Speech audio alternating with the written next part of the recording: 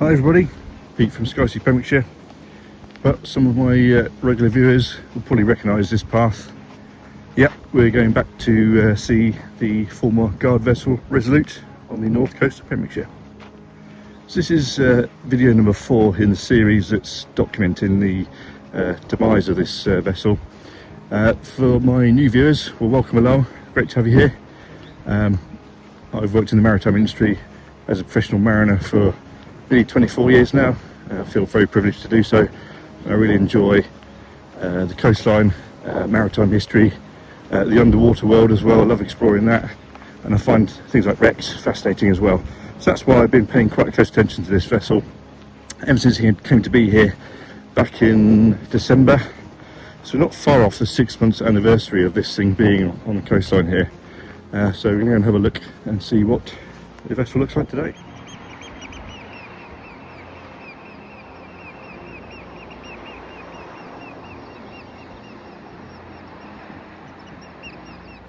So part of me is not surprised in the slightest that this thing is still aground on the coastline here in Pembrokeshire. These things take a lot of time. I'm assuming the owners are still battling out with insurers and working out what to do with it, best way to salvage it, all that sort of stuff, if indeed it is going to be salvaged ever.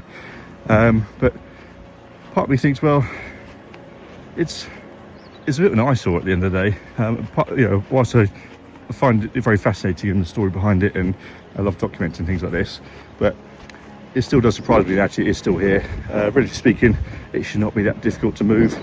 I'm not a salvage expert, but I just can't see quite how it's taking so long as it is. No doubt a lot of bureaucracy behind it as well, probably a bit of blame, bit of finger pointing, but anyway, that's all my opinion.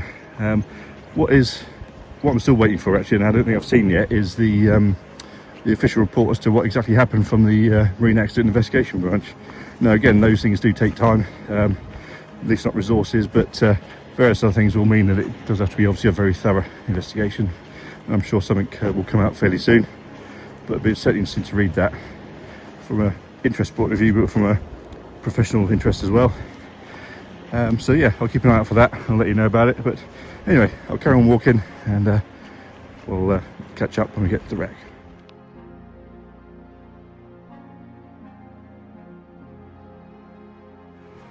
So I've got a bit of a rant coming up. I reported a bit of oil in the water from this vessel. I can't remember if it was either before the oil got removed from it professionally or after. But anyway, I submitted a report to a department, Natural Resources of Wales, just highlighting the fact that there was oil in the water around this thing. Have I heard anything since that report? And we're talking weeks, if not months ago now. No, absolutely nothing. I did get an acknowledgement saying that the report was received, but nothing since then. Now, it's a pretty minor thing, we can go for the usual excuses of, yeah, they're under-resourced and lack of funding, blah, blah, blah, blah, but they exist for various functions, and one of which is to receive reports like that and supposedly investigate them. Well, I've had no response from them at all about that, and that kind of sends out a very loud and clear message to me, really. Are they really that bothered about that sort of thing? You could argue that risk to the environment was probably fairly minimal for various reasons, but it doesn't really make you want to submit any more reports if you do ever find similar situations or other environmental hazards.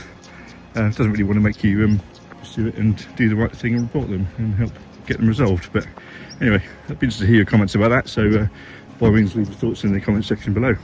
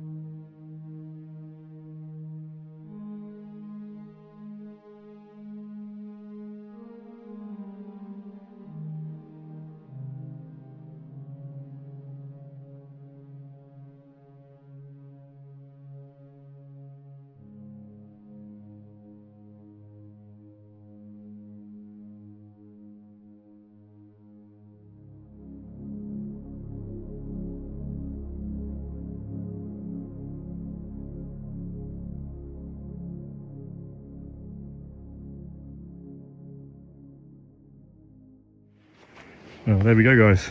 So it does look a little bit more deteriorated since we last here. No surprises there, I guess. And someone's put a sign on the edge of the hull saying obviously dangerous wreck, which clearly isn't in place really much anymore. But anyway, yeah, I'm guessing some people have come along in kayaks or boats and have tried to get on board or something. So at least someone somewhere is keeping an eye on it. But yeah, anyway, we'll carry on documenting it. Hopefully something will happen soon. Maybe, maybe not. In the meantime, I still intend to get a some more footage or another video out of some underwater exploring, specifically on one or two wrecks that are on the north coast here, which I'm meaning to get to for a long time. I think I mentioned that in my previous video. Anyway, time and the weather has not been on my side recently, but got some leave coming up, so hopefully I'll get out there and see what we can see down there. Anyway, as always, thank you much for watching.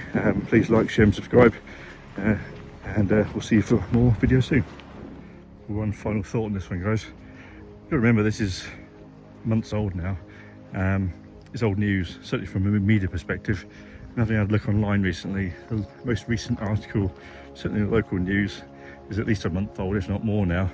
So this is kind of, yeah, definitely old news.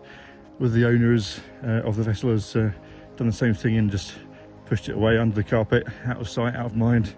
Is it worth the risk to salvage it, and the financial aspect as well to consider? Probably not. So time will tell how long this thing is going to be here for. In the meantime, I'm keeping an eye on things, and you may hear more from me at some point soon. Thanks.